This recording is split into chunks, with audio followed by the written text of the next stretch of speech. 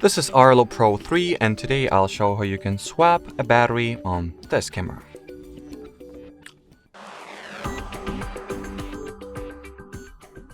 So in order to change the battery that this camera is running on, you'll need to first disassemble it, or unassemble it rather.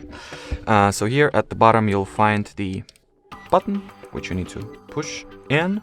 Once you do that, as you can see, the camera is going to slide right out. Now take it apart.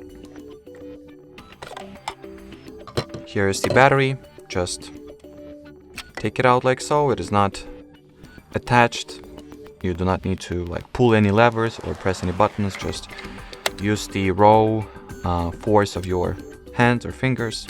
No, it's not like any force is required or something. The movement itself is pretty light. Anyway, now just take the battery that you would like to put inside. Make sure that this contact point is aligned with this contact point here. Once you install it, you hear a click or just a generic sound that identifies that it has been mounted successfully.